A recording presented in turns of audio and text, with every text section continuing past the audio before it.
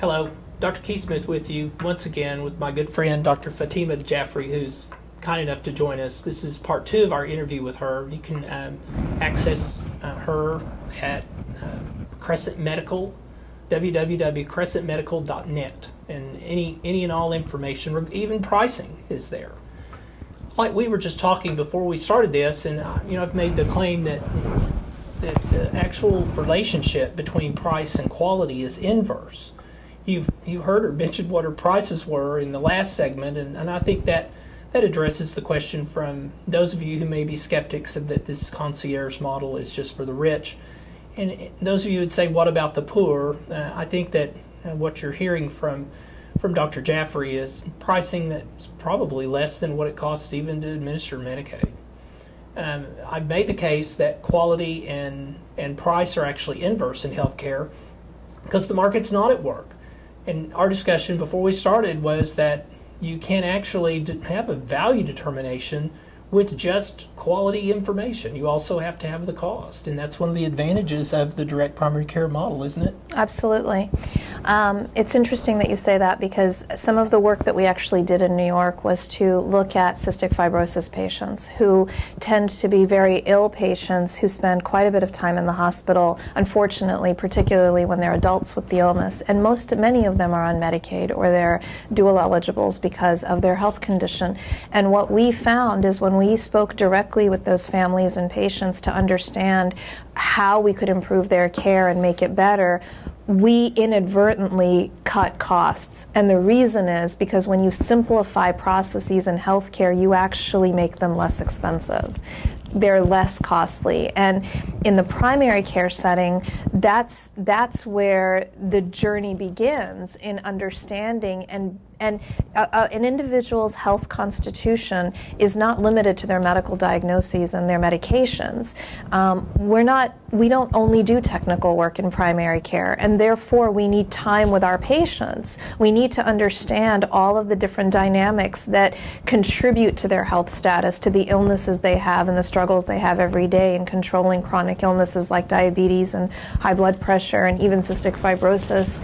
But this model allows us to spend as much time as we need with patients. What is your average time with the patient? What is your average patient visit? Mine right now is anywhere from 30 to 45 minutes on average. What is the average time primary care that's not doing direct primary care spends with a patient? What are those office visit lengths? Historically, they're about 7 minutes. 7 minutes. And historically, it's 7 minutes, and it's probably a few times a year.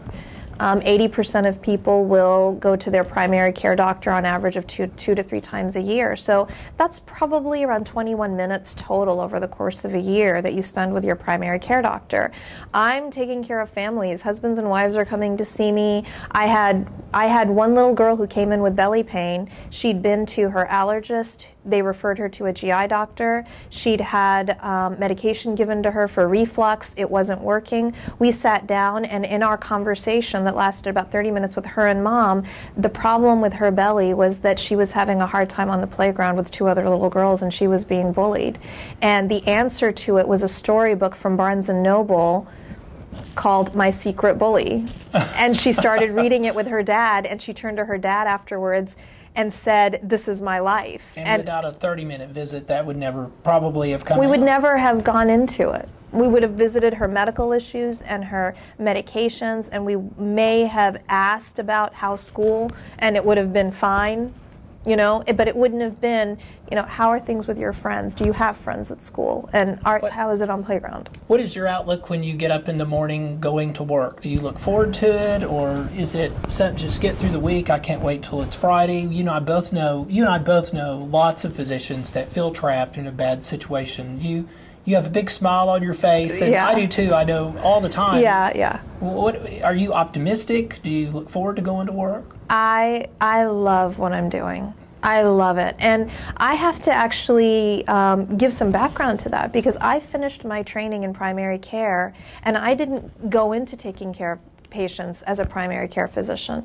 And the reason that I didn't do that is because I do not feel good inside not doing the best I can for my patients. And I didn't believe at that time, or really ever after finishing training, that the way the system is set up for primary care doctors, that I can do a good job for patients. And so I went into hospital medicine, and then I went into trying to fix the system. Like, I went into healthcare improvement and teaching faculty and residents about the system and what's broken and how to make it better, and working with patients and families.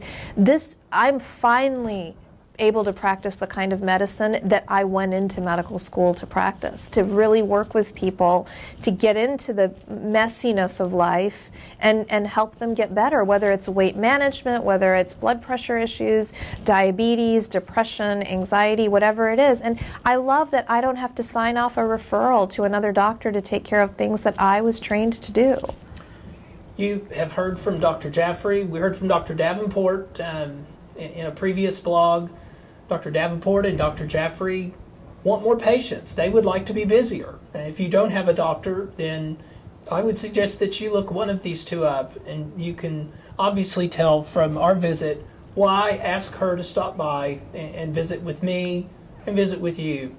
Thank you so much for coming. I've thoroughly enjoyed visiting with you, and we'll do this again. Yes, thank you. Thanks again for joining us in this video blog. We'll see you next time.